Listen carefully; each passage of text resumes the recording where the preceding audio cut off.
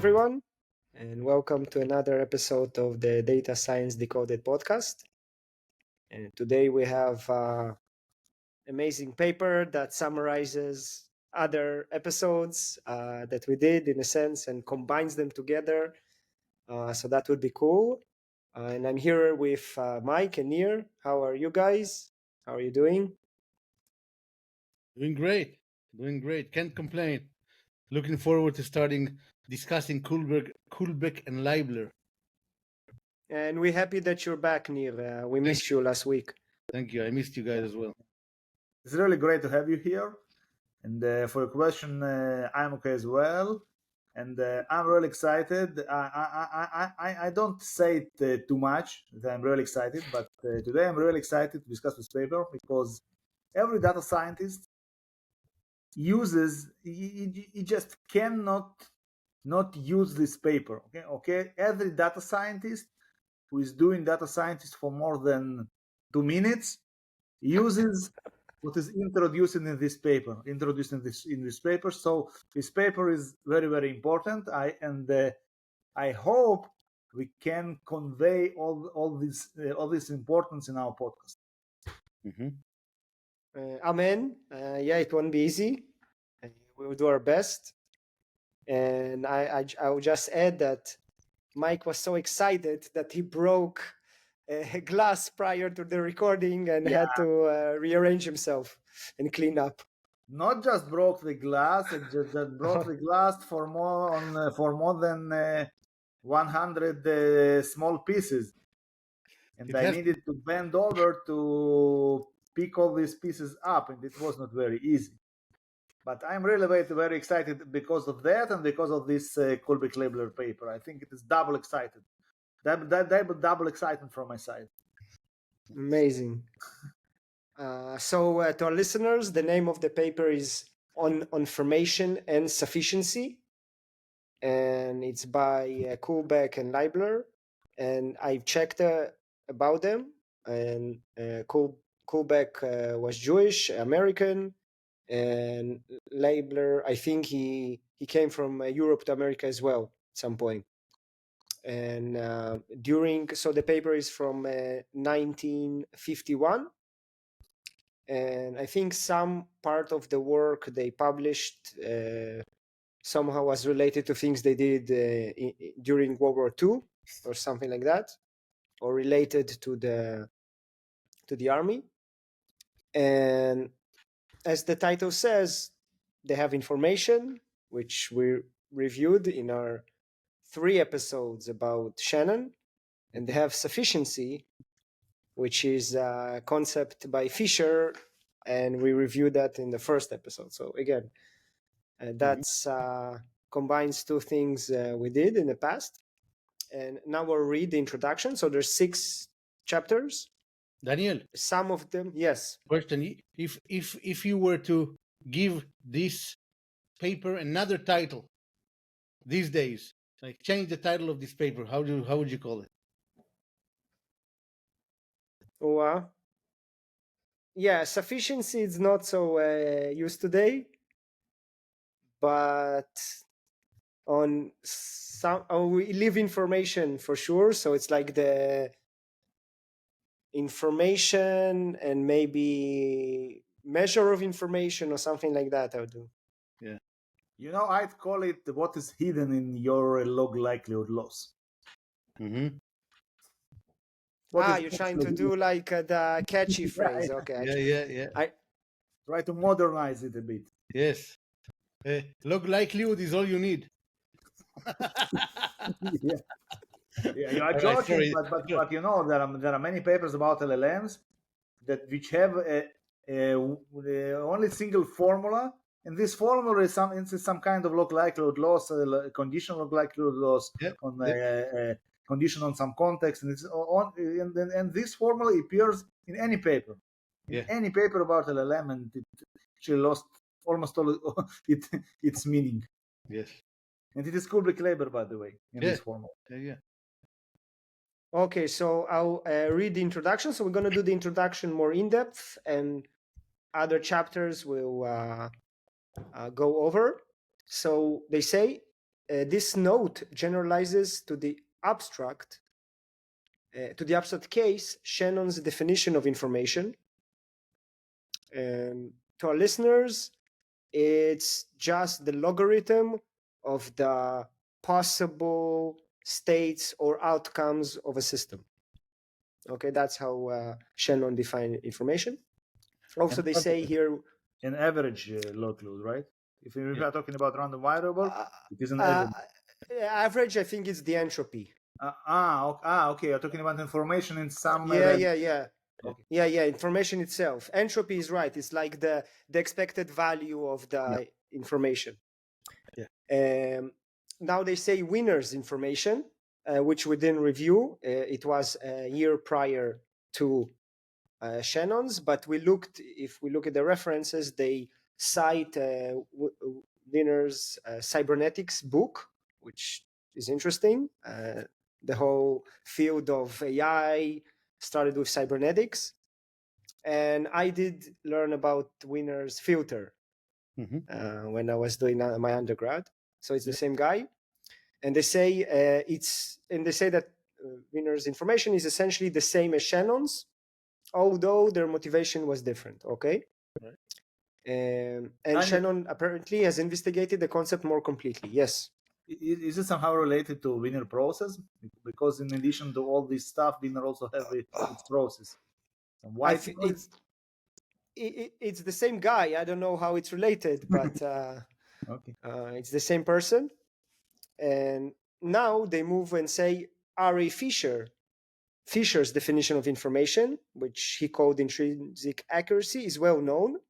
And they cite a paper a few years after the paper that we reviewed in the podcast.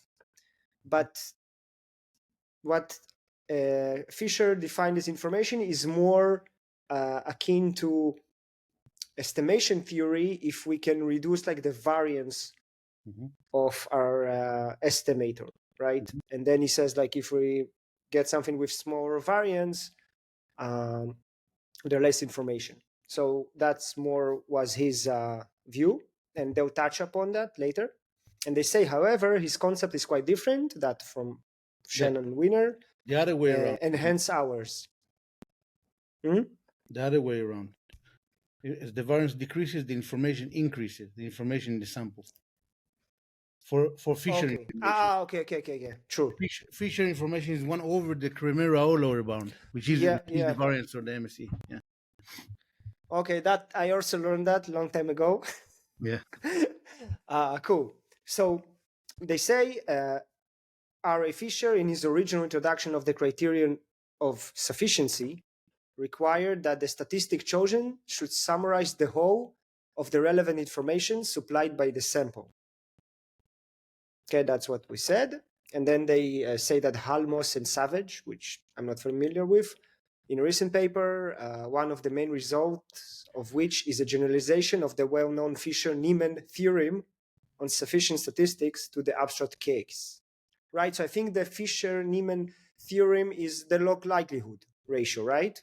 No. No, Niemann-Fisher theorem is it's the Pearson-Niemann. Yeah, we reviewed the Pearson-Niemann, that's the log likelihood. Yeah.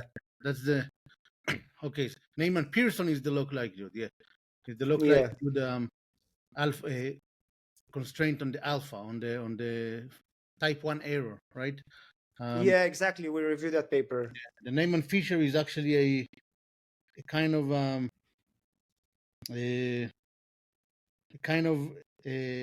criterion on sufficiency. Yeah, that's what they say here. Yes, a theorem on sufficient statistics. Yes, exactly.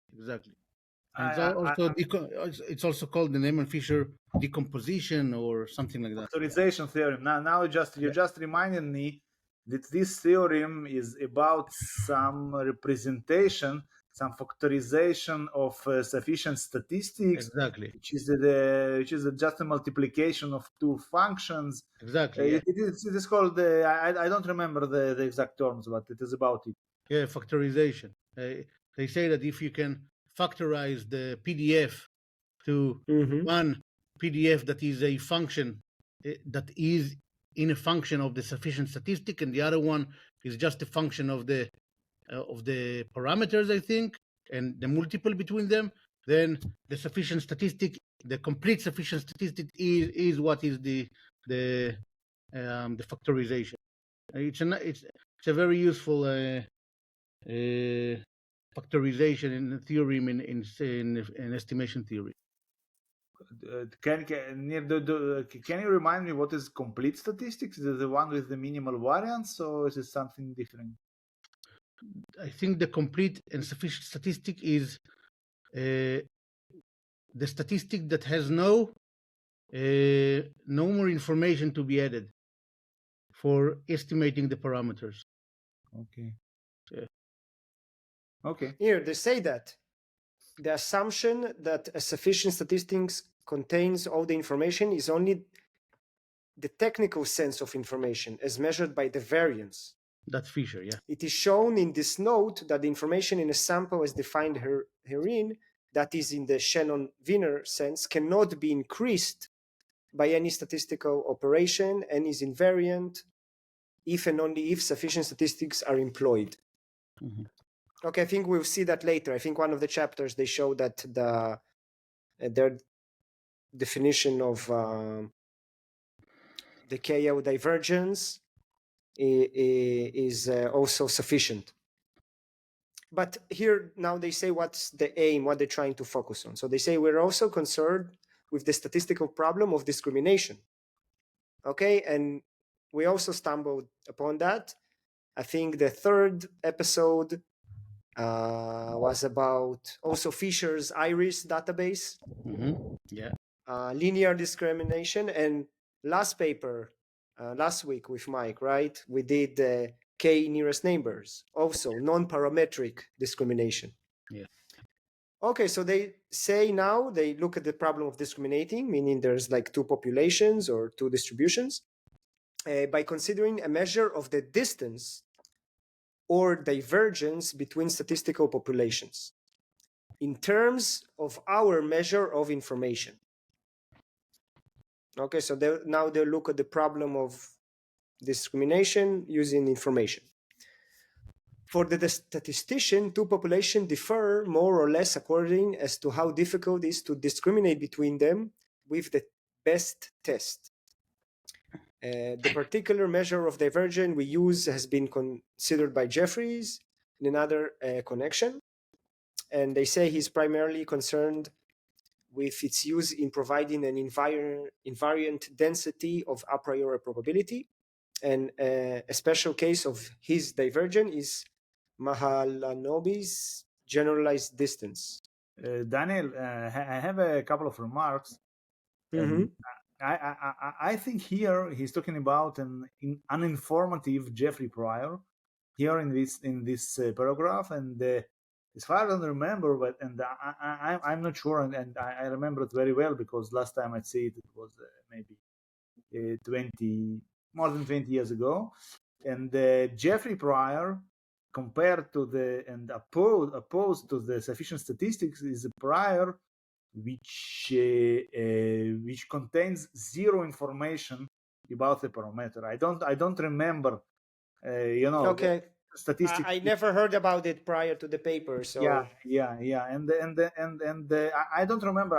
I remember that in some course which I studied, it was used together with some Fisher information, but it is somehow related to Bayesian learning, but I don't remember too much details about it.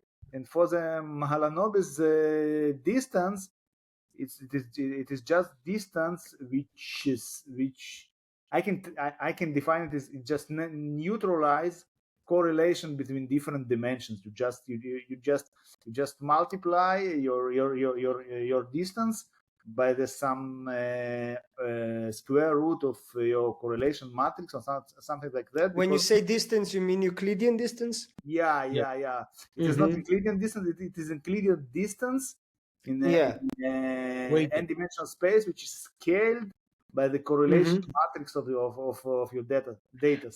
Something like what I don't remember the exact details, but this is just because sometimes you may have very different distances in different dimensions, and Mahalanobis distance takes into account correlation matrix and variances of different dimensions.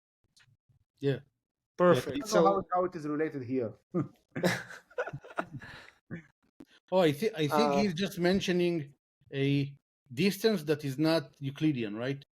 And he also calls it divergence. Yeah.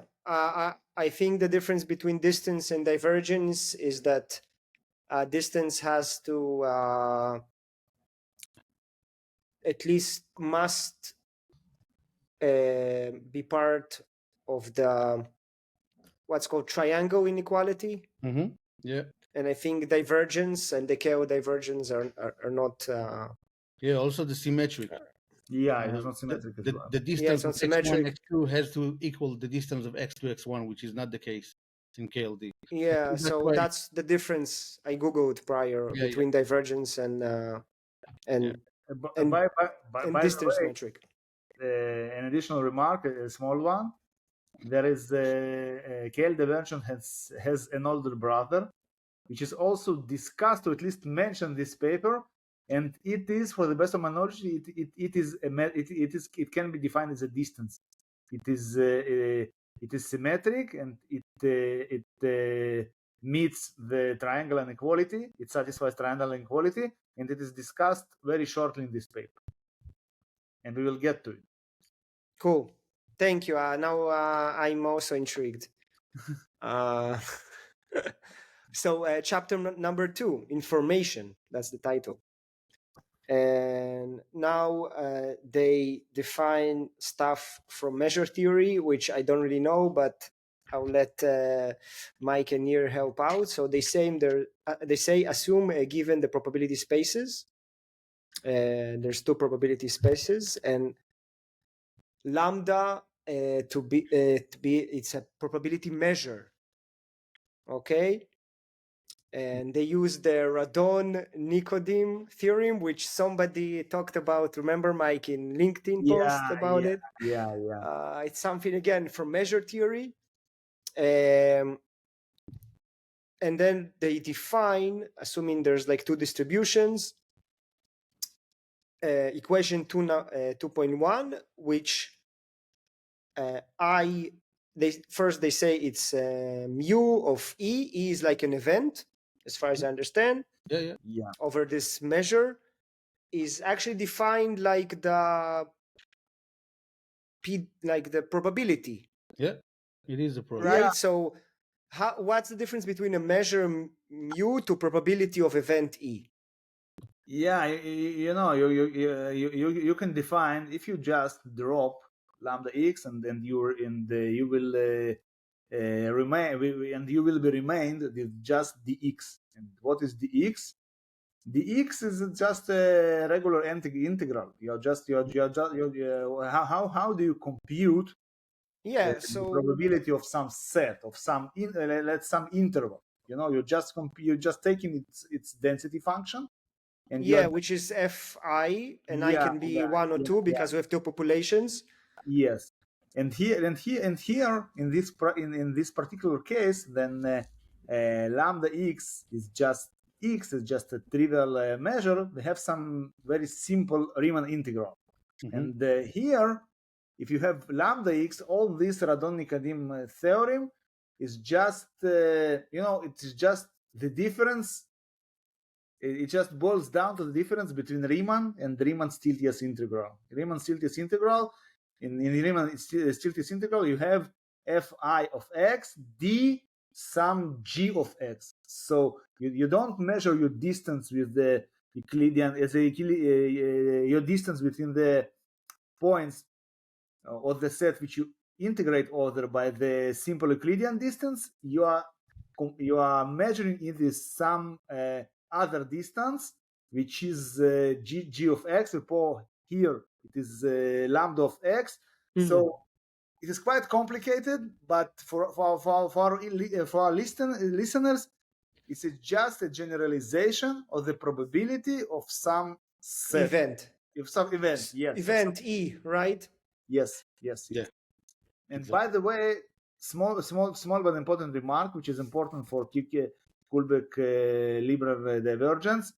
These measures are absolutely continuous. What does it mean that it is they are absolutely continuous? That if one of them equals to 0 on some set, the second one necessarily equals to 0. And it is work in the opposite way as well. And this is very important property. Without this property, we can't define the Kullback-Leibler divergence in an exact mathematical way, because you can divide by 0, and we can divide by 0 in mathematics. So it is very important. It is a small detail, absolute continuous, and but it is quite crucial and important. Okay, thank you for the explanation, Mike. So again, to our listeners, what they define here, there's two distributions, and each one has probability of some event happening in it. And now they say there's I, which could be either 1 or 2, and it's the hypothesis that X was selected from the population whose probability measure is mu I. Okay, and then we can define a log of f1 of X divided by f2 of X as the information in X from this for discrimination between H1 and H2. So there are two hypotheses, and now we're discriminating between them using the log likelihood, okay, which again we reviewed similar things in one of our previous episodes. What do you want to add here? This is log likelihood ratio, it's called. And these days we call it likelihood ratio test, right? So this is the test statistic, and we compare it to a threshold. And they state here two important things here. One is that this is an information measure. This log likelihood is information, and they show why they call it information in number 2 there. If you should scroll down, it's they have a footnote. The footnote number 2, and exactly, it follows from Bayes' theorem. They say that the log likelihood is an addition, basically the new information that we know about a process is what we add to the Bayesian formulation, because we update on new information. That's the Bayesian statistic, and they call it information, the log likelihood, which is important. By the way, I never to this paper, I never heard the log likelihood called information, so that's a new one for me. But if we go back, so my question to you is, information in Shannon's paper was defined as log of the number of possible states. Right. So here it's like log of the possible ratios. In a sense. So that's why just doing log on things make them information. Like this is the rule of thumb in a sense. And the log of ratio is just the difference of logs. Exactly. So we can interpret it as the difference between number of states of f1 of X and the f2 of X. Right. Perfect. I wanted to say that as well. You can look at it as the difference, between the possible states in each distribution. Very cool. Okay. Now what they do, they take, assuming we define this information as the log of the ratio between the two distribution. Now they define I, okay, of 1 to 2 of some event, and they plug in the definitions we discussed prior of the, let's call it the expected information of some event E. similar like Shannon did when he took information and defined entropy as the expected value of information, meaning you need to multiply your information, your log, times the probability of events happening. So they're doing the same here. By the way, they write it down. They say the mean information for discrimination is. And where do you see it? Just under 2.2, equation 2.2. Second sentence. The mean yeah, it's the mean information. Yeah, it's like the expected value. Yeah, perfect. And look, guys, this is the first definition of Kullback-Leibler distance. Yep, and it is. We have one divided by mu1 of e. But in the formula, all of us know it somehow magically disappeared. Do you know why? Normalization. Yeah, because in our regular case, they evaluating it on the whole how to call whole sigma, on the whole sigma, on the set which is maximal probability set. I don't remember what is his name, and its probability is its measure. It's 1, so we have no factor there in our Kullback-Leibler distance. Exactly. Yeah, I think it's called sigma algebra, right? No, sigma algebra is defined on this set, but I'm not talking about set of sets.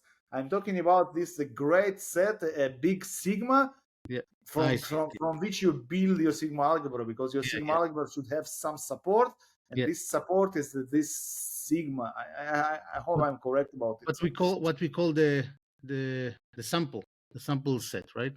Yeah. The biggest sample, all the probability mass. Yeah, I'm just listening to you guys because I'm here out of my league. Cool. So I'll continue reading. And now they give some properties. Do you recognize this property? Should you know this one? That I is that's Jensen, right? No, it's not. It's not Jensen. Just imagine that mu of mu2 of e is equal to 1, and then you are talking about the Kullback-Leibler divergence, about entropy, which is equal of log of this probability. Yes. This is the maximal value entropy can have. Yes. I hope I'm not mistaken here. No, I think you're right. Yeah. And now they say we shall denote by I 1 to 2 or 1 whatever, between 1 and 2, the mean information for discrimination between H1 and H2, the hypothesis per observation, from mu I, as again, what happened now, like how it's different than what we did here. It's not different. Before we had an event, and now we have we integrated all over the events. Yeah, the whole sample space. It just took d mu1 and said d mu1 is f1 d lambda, and that's it. And now you're integrating over the whole sample space. Okay. And by the way, here all this f1x multiplied by d lambda x is just lambda x is just Radon-Nikodym derivative, but for our listeners, just imagine there is no lambda here, and you have just dx. I'm not sure all this lambda is very important in this paper, but the paper was written 75 years ago, so maybe once it was important, but I think it is just more general formulation of the probability measures we are tackling usually in our life. It's just more general definition, but everything that when you see lambda x, just imagine that it is the x, and things get much simpler. And now, just add to what you said to our listeners who cannot see it. So they defined the information. Mean information is, think about it, the integral. So if it's between distribution 1 to 2, so it's the integral over the F1, is the distribution of the first population, times log F1 of x divided by F2 of x, which, as we discussed, this is like the information that we did, and that's why it's the mean information now, because we did the expected value. And this is the KL divergence that we're used to, right? Perfect, yes. Yeah. And the important point, this is the KL divergence that is used in many areas of science. Again, we encountered it a lot in various machine learning. Yep. And to summarize, they just showed here that this divergence, they didn't call it yet divergence, but they showed that it's the mean information for discrimination between 1 and 2. Yeah, and here they define it, and now they define J. Maybe J is Jeffries, I don't know. No. Because I is after I comes J. It has very important meaning, but it is not Jeffrey. I will explain it a bit later. Yeah, so to our listeners, they define J12 of some event as the KL divergence of 1 to 2 of this event plus the KL divergence between 2 and 1 of some event, probably to make it symmetric or something like that. Yeah, exactly. Yeah. Do you remember I told you that we'll get to the big brother of Kullback-Leibler divergence, and here you see you have a chance to observe this big brother, and this big brother is called the Jensen-Shannon divergence. Jensen-Shannon divergence, I think what is absent here, it is a factor of half. It's a factor of half because Jensen-Shannon divergence is a symmetric version of Kullback-Leibler divergence, but as far as I remember, it should be multiplied by 1/2. It is not very important, but what is more important that it is symmetric, and I think it satisfies the triangle inequality. So GCD, Jensen-Shannon divergence, is a distance or metric distance. Yeah. Distance. If it satisfies, it's different. Distance. Distance. Yes. By the way, there is one funny thing. Do you know how Jensen-Shannon divergence is related, or maybe is used in generative modeling? Was used once, for example. Now it is not used too much, but 4 years ago, no idea. It is Jensen-Shannon divergence is used in the classical versions of GAN, generative adversarial network. The first version of GAN, which was introduced by Jan LeCun, I guess, in 2014 maybe, and under the hood, it was using Jensen-Shannon divergence. Was it Jan LeCun? I don't think so. Who was it? I think it was the younger. The third one. That wrote the book. Yes. Goodfellow, right? Ian Goodfellow, Ian Goodfellow, yeah. And then Schmidhuber came and said he invented everything in the 90s. So, like, I remember it was like 2017, and like, he wrote a whole paper to everyone that he stole his GAN idea, and But he keeps writing these papers, you know. He hasn't stopped on writing the one paper about it. He keeps writing these papers that his ideas were stolen, and blah blah blah. Okay, we'll get to his papers. It's in the 90s, and we'll see ourselves. Well, yes. And we'll see ourselves, but it will take probably 2 years till we get there. We have time. Sure. It's better than 40. Yeah. What else in the paper? I think here I won't read everything, but he shows how it's connected to the Fisher's information matrix, assuming a parametric case.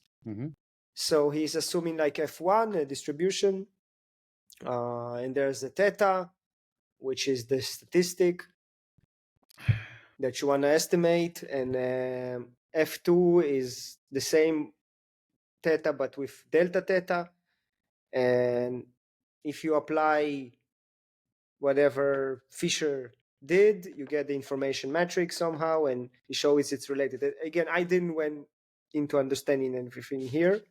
You have something to add?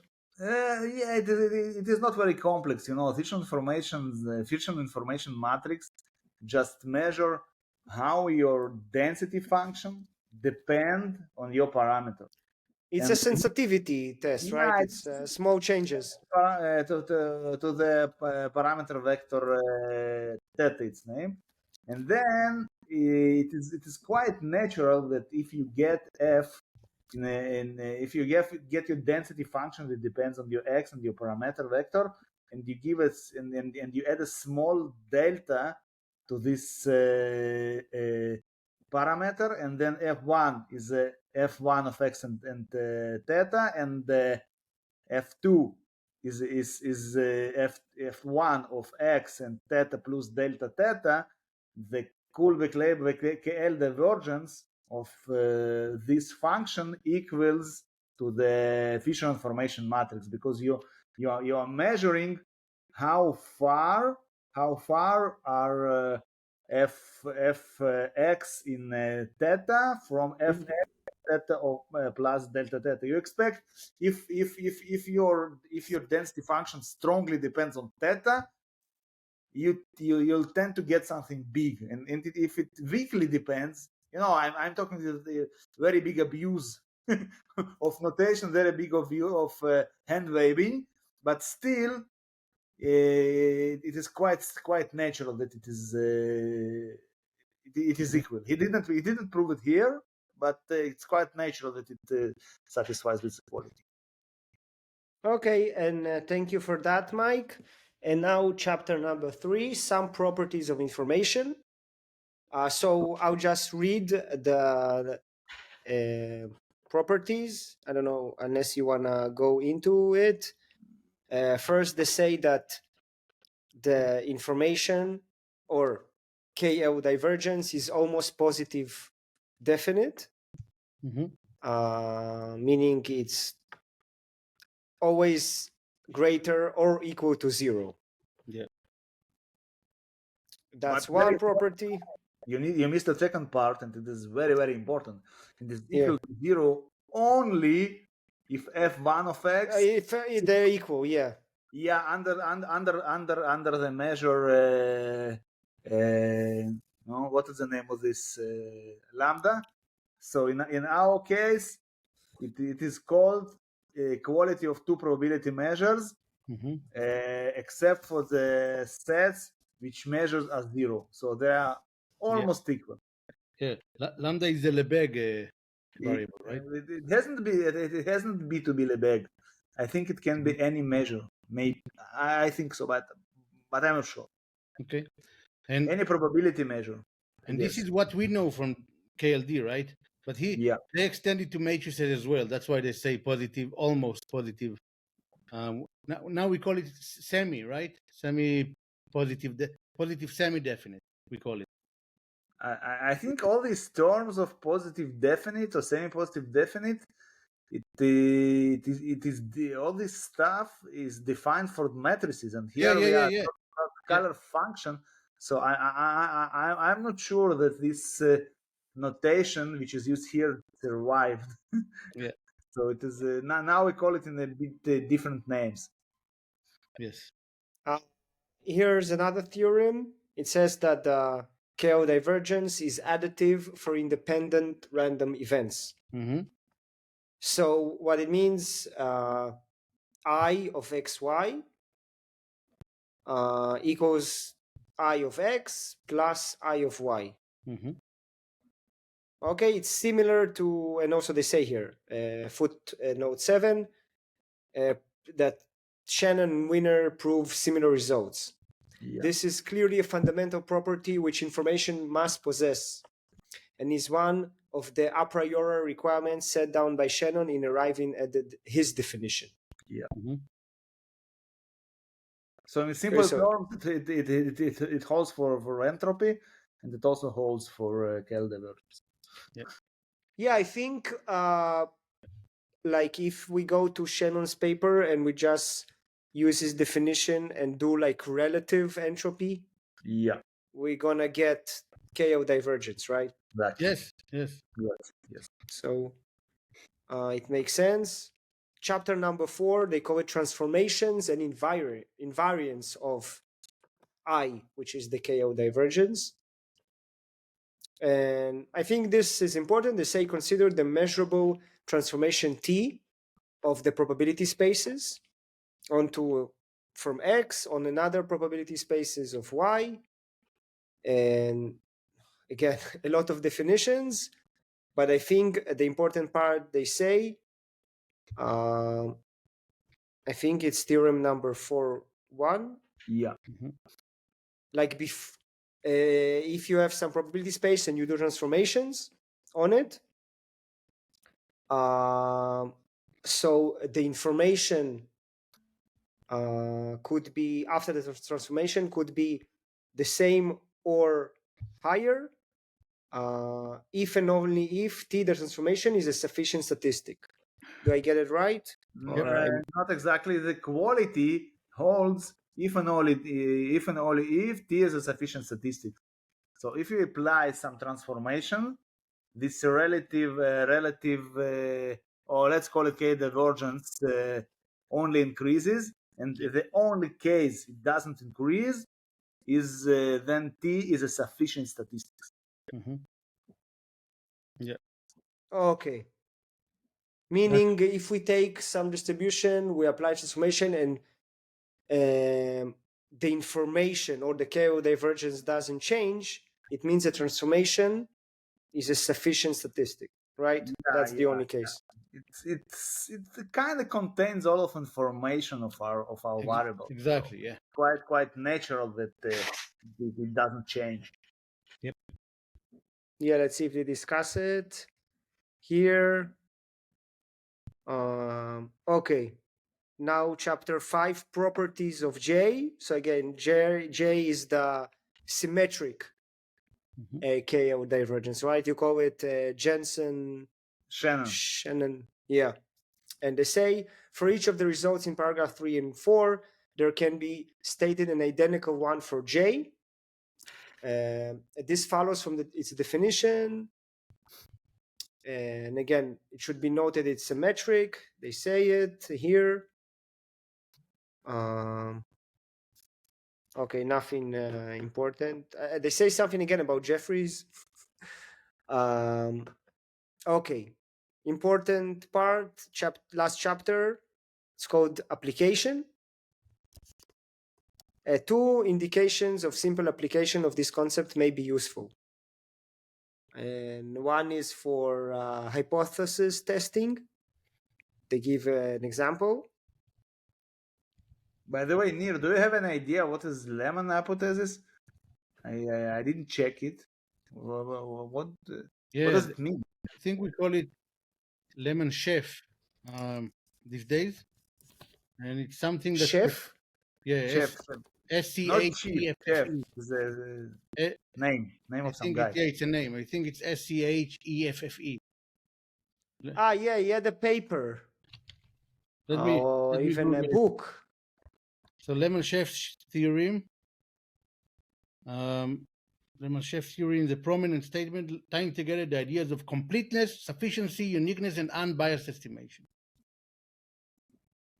That's again sufficient estimators, sufficient statistic, and how do we tie it to the minimum variance unbiased estimator? That's it. That's the lemon chef theorem. Oh, here is the paper. Some That's what I know. principles, the theory of testing hypothesis. Yeah. Yeah. Just But 1 year before. look at the references. Bhattacharya, then Fisher, Yep. Hardy, Kolmogorov, Hardy, and Hardy, the Shannon, of course. shelter Yeah. of giants. Yeah. That's a nice reference. That's a nice bibliography, right? Yeah, and here you have Doob, which is very famous for the theorem about martingales, Mm-hmm. which I came across last time maybe in 2003 or 4. Hardy Cool. and So Jeffries. Yeah. let's discuss after we finish the paper some applications, and there's many. I'll let you start, Mike. Where do you see KO divergence the most in your I work? think more difficult question will be Mhm. where I don't see application Okay. Kullback-Leibler divergence in the modern data science. As I already mentioned in the beginning of our podcast, each time you use your log likelihood, you are just using KL divergence between your estimated probability function and your ground truth probability function Data. on your data on your data set. Also, it is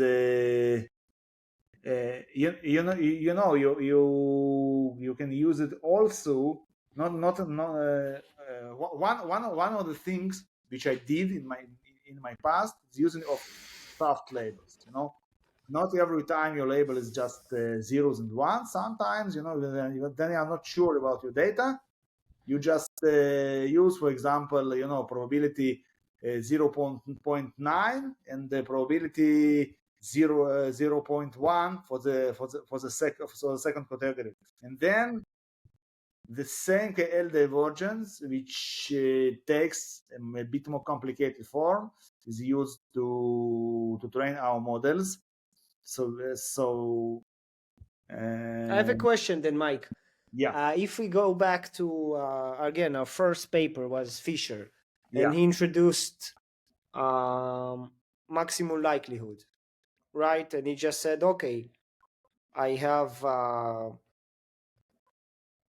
data, and I have now some he called it a parameter I'm trying to estimate. So I'll do maximum likelihood. He didn't use KL divergence because again, it wasn't introduced. So why do I need it to do machine learning? I can use maximum likelihood.